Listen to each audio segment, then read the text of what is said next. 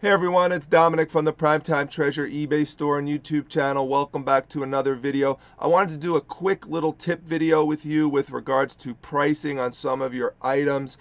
The example that I'm going to use here are shirts, and specifically t-shirts. If you remember, earlier in the summertime, I went to the New York State Fairgrounds to a giant garage sale that was held indoors, and I made some really nice scores from two separate vendors. I purchased large lots of alcohol related t-shirts. So I bought some Jack Daniels ones from one vendor, and then from another vendor I purchased a lot of Labatt's Blue and Corona related t-shirts. Alcohol themed t-shirts sell really well.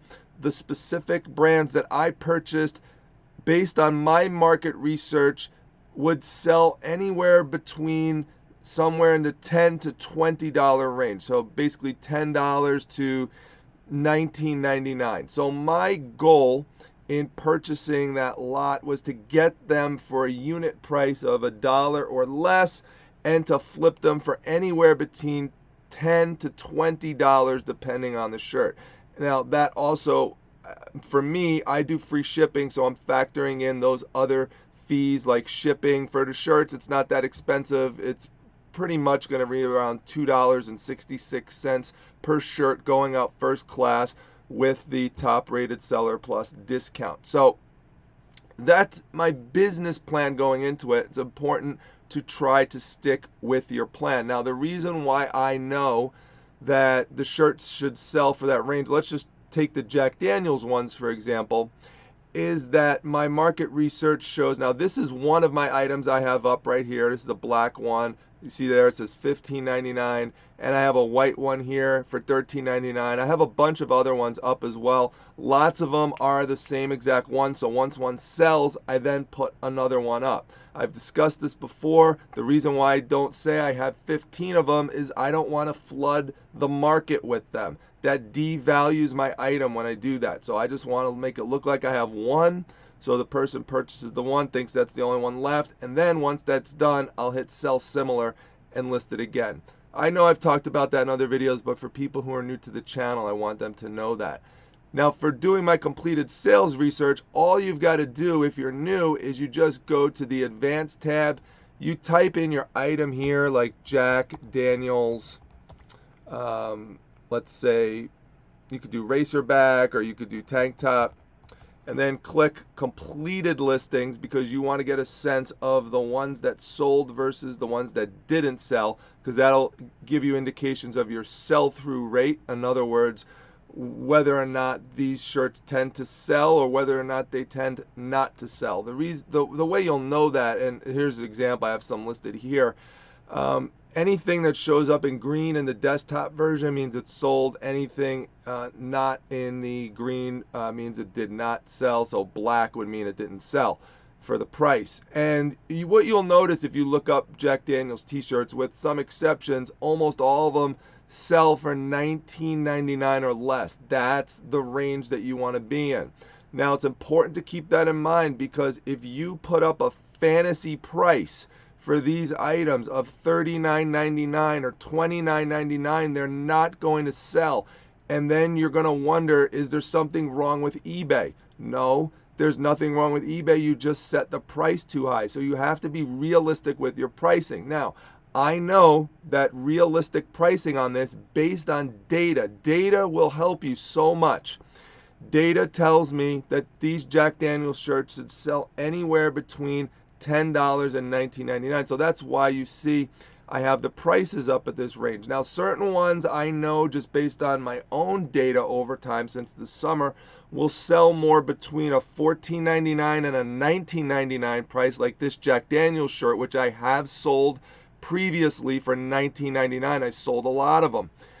The white one does not sell for that much. That one tends to sell for between $10 and $14.99.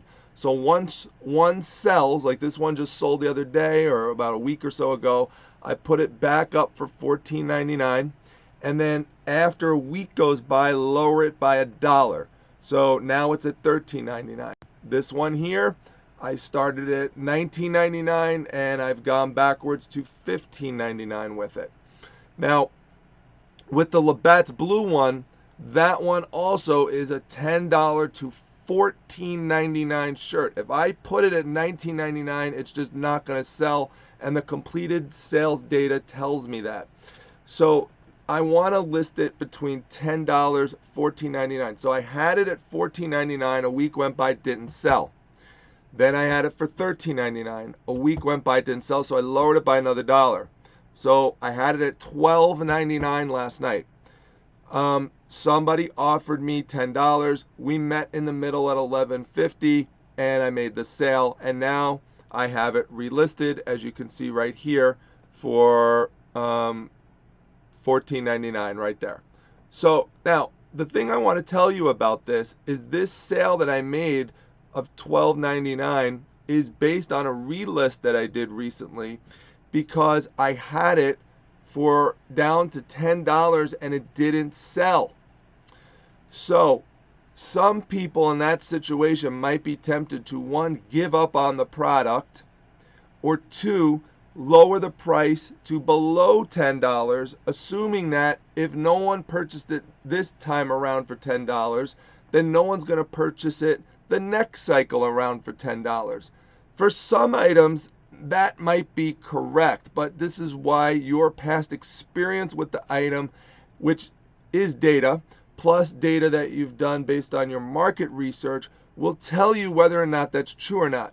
And for this item, being one that I know I have sold before many times for between $10 and $14.99, and based on market research, what I know that if it went between $14.99 and $10 for a 30-day cycle and did not sell, that it will likely sell the next time around. All that basically happened during that 30-day cycle, which, if you think about it, it's a narrow window.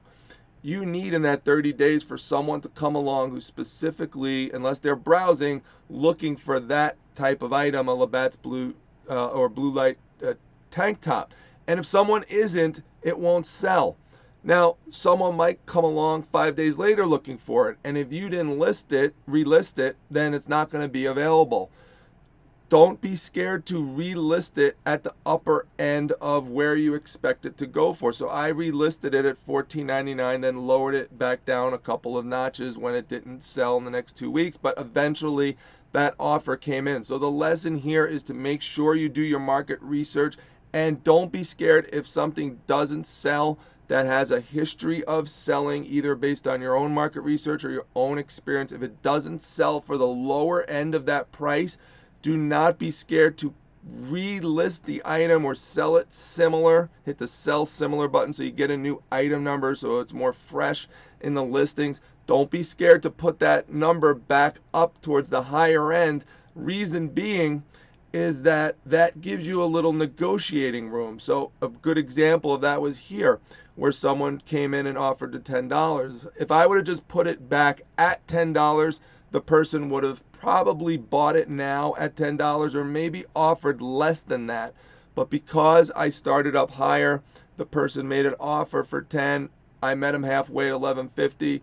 Obviously, that's not a huge increase, $11.50 over $10, but these things add up when you're purchasing large lots of items. So that's the tip I wanted to share with you in this video. Sometimes you have to wait a little bit for Mr. Right to come along or Mrs. Right to come along. So I hope you found this video helpful. The raspiness in my voice is coming back a little bit. Thanks so much for sticking by me. For those of you who watched the video last night of going over 1,000 subs, I think that was record-breaking in terms of the number of comments that I had, and I can't thank all of you enough for some of the amazingly kind words all of you said. So I hope that this video kicks off the 1,000 plus subscriber video series with something that you found helpful as well. And if so, make sure you hit the like button, share the video with other people, make sure you subscribe if you haven't subscribed yet. Make sure you join my Facebook group, the Facebook Reselling Resource Center. It's free to join. The link is down in the description section. Follow me on Instagram at Primetime Treasure, and check out the rest of my description section for shipping supplies, through Amazon. They're affiliate links. They do help support the channel if you purchase that or anything through those links. Thanks very much, and I'll see you all at the next video, everyone. Take care.